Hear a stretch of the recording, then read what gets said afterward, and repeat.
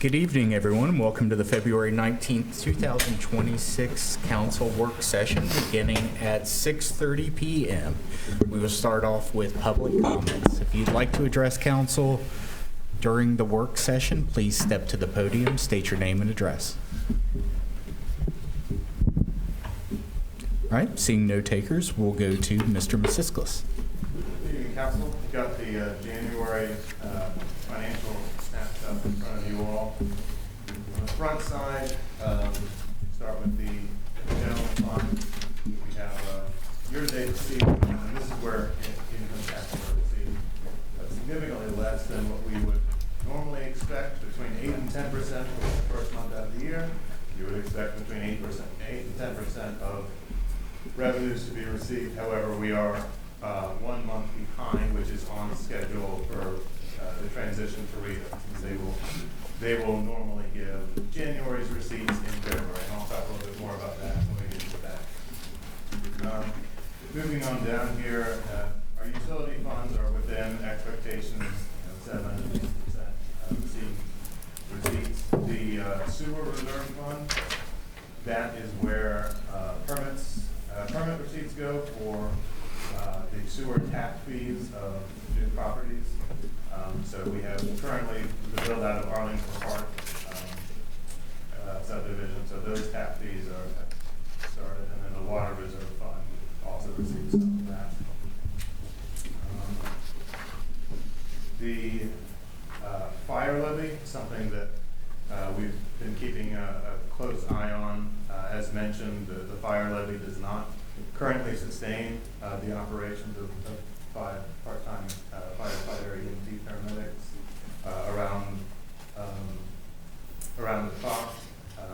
We do expect to have funds throughout the remaining calendar year. So we have $519,000 in cash remaining. Seems like we're on trend to have an average burn rate of about $120,000 a month. Out of that fund, we do expect $800,000 in property taxes. So those will be collected in April, and then later in either August or September we'll see those. But that is the state of the fire fund, and we'll keep an eye on this in future reports. Move on to the back. So our revenue trends here, the most significant source of general fund revenue is, of course, the income tax. 2025 January saw $359,072. 2026 January, we received $122,932. We add to this the $218,000 from the RETA receivable. That puts us at a 2026 apples to apples year-to-date amount of $340,000. So that is a bit of a decrease from 2025. However, it is within what we budgeted, considering that transition to take place. So we are on track to hit that $3.8 million revenue estimate for 2026. For the Attorney General and delinquent tax collection, we're in line with previous years. That's just the January collections there. I can say that February collections are keeping pace with February collections in 2025. So we should expect to exceed that $1.2 million that we earmarked for 2026. So that is going well. We had smaller than previous year's consumption in our November and December timeframe for water and sewer service. That's why those are slightly less. Of course, we bill basically a month and a half behind of what the actual usage is. So these are based on not only the old rates, but also old usages. And we should see those catch up throughout the rest of the year with the last year's ones.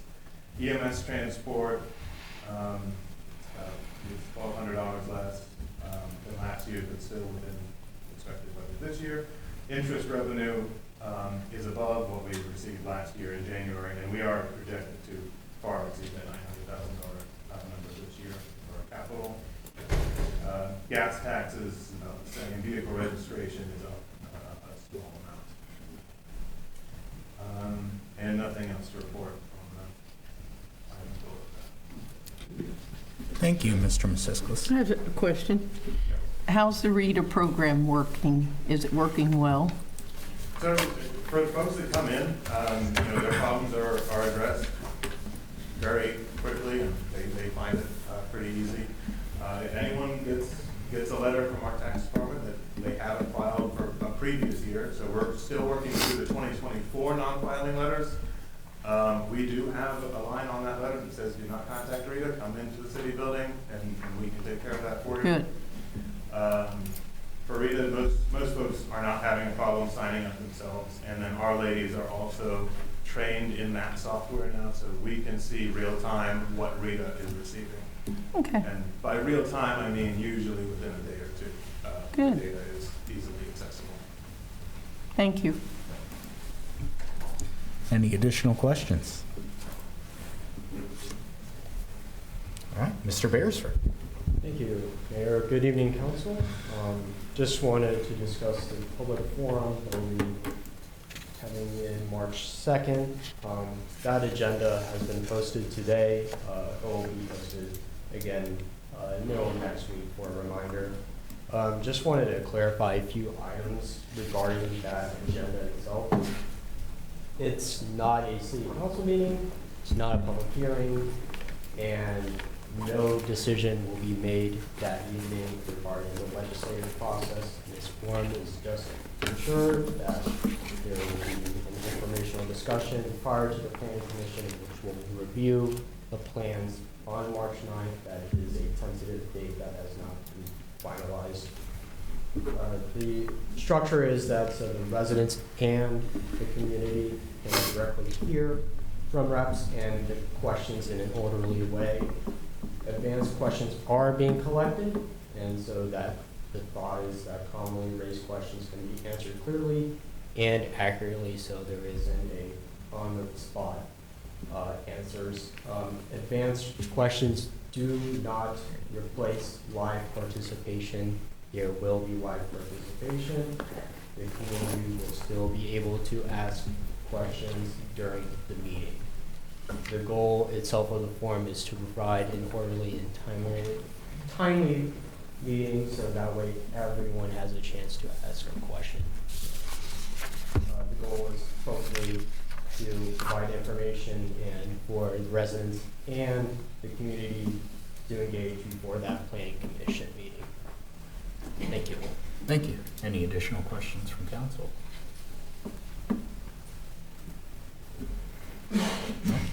Mr. Bridge?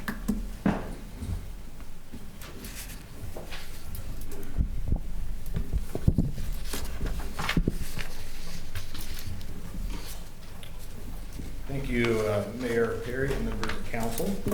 These ordinances complement the land use initiatives described in the Trenton 2050 Comprehensive Land Use Plan. That plan made it clear that parks, open space, public and institutional uses should be formally recognized in the city's zoning code. Our city manager, Mr. Nichols, has done an exceptional job moving that vision forward. So by creating the two new zoning districts, which is the parks and open space, in addition to the public institutional, gives us the tools to do that. There are also two supplemental ordinances that I call ripple effect ordinances. With the addition of these two new zoning districts, that's going to have a change in other aspects of the zoning code, namely table of contents, you can call it, where it lists all the conventional zoning districts that we do have. So that will be amended, and as well as some definitions. I did receive a question from a citizen regarding a statement about private land for land usage, I think it was, if I'm remembering this correctly. There's something thrown in there for private land or a private owner. That I'm unsure of. Okay, that's. Can you clarify the question a little bit more? So the question was, there's wording in there that refers to the green space, and it talks about private ownership of. Now, when I read it, I interpreted it as being like if the green space is in an HOA or something like that, that's still considered privately owned. Yes, yeah. Yes. You know about Yeah. the green space requirement in new subdivisions and such? No, there was something in that legislation, and if we can look through it real quick, and we can get back to it later if you want to look it over, but it said something about, I know that the concern was, it says something about private, and it's saying, are we really going to make some green space for a private citizen or Yeah. industry? I think an explanation for that is, submitted the wrong draft to SAS that had, it wasn't finalized essentially. It may have mentioned something on that as well. I'm gonna look at the definitions real quick. Yeah, before the next meeting and we Yeah. vote on it, because, I mean, this is our first reading, so just look through it, see what the concern was, and then just, yep, Not a problem. appreciate it. Any additional? Thank you. Mr. Nichols. Thank you, Mayor Perry. One of the items under legislation tonight is a resolution approving the terms and conditions of the 3-year collective bargaining agreement between the City of Trenton and the Ohio Patrolmen's Benevolent Association, the Sergeants Unit. So we have met twice, and we're able to get this contract wrapped up. There is a request to suspend the 2 readings and vote on this evening. That would make the contract and the pay rates effective once the CBA has been signed by all parties. Additionally, there's a second reading for amending section 210.02. That is adding the consent agenda to the agenda in and of itself. I think this was brought up at a previous council meeting. The consent agenda would allow all of those motions to go under the consent agenda to be voted on at once. And if there was a specific item that council would like to pull out of that consent agenda and talk about and vote separately, that can be done, but it just allows to expedite the council meeting in that perspective. A question, do we have to pass something to do the consent agenda? Because it was kind of common practice there for a while, and then it We've changed Stop. 210 a few times over the years, and then a failure to follow the procedures outlined in 210.02 does not disqualify any of the legislation voted on. So it's a form over function thing. Okay. If we are seriously considering it, staff's proposal was, let's at least put it in the ordinance. Okay. And then a couple other items I wanted to mention. One of the ordinances that council has brought up in the past is a mailbox ordinance. That ordinance has been drafted by our attorney. We are currently reviewing that internally with staff to make sure we are good with the process and how that's going to work and the enforcement mechanisms of it. And once we've had those conversations, then we'll be bringing that to council. So it is drafted. We just want to make sure we have everything lined up for a good rollout for that. Additionally, with the Safe Haven Baby Box, I believe that agreement language is finally good to go. And then there are some other pieces as far as figuring out project-wise costs and associated items with that. And then we should be bringing that to council as well. So I just wanted to give a couple updates on those things. No, I know thank those you. have been hanging out.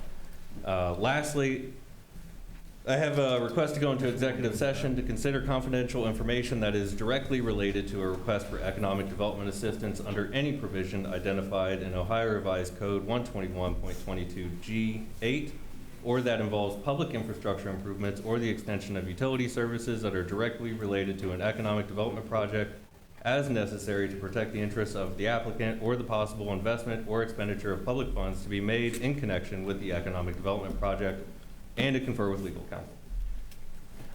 Thank you. Mayor Perry, before we vote on that or go into that, I see Mr. Baker out there in the crowd. Mr. Baker, could you give us an update where we're at on the splash pad?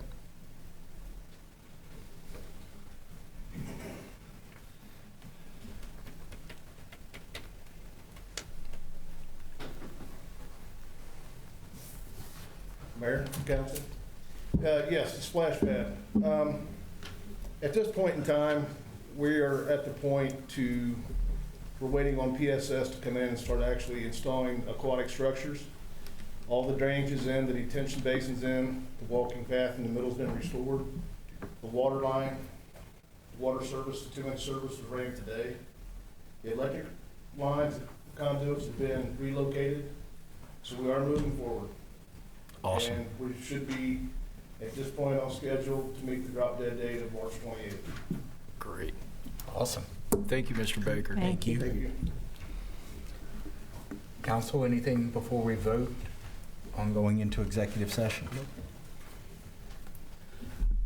I do have one thing that, this has been a discussion that a few of us have been having for a while. And Chief, I'm not going to put words in your mouth here, so feel free to interrupt me at any time. Yes. But we have been reaching out to many communities that currently have data centers in them, seeing what problems they had during the build, and any advice that they gave us at the time. And Chief, I believe you've spoken to 4? I've reached out to 6 and I've talked to 3. Okay. Yes, sir. Yep, 4. But most of them have no safety issues. A lot of it's communication between the security staff and the employees inside.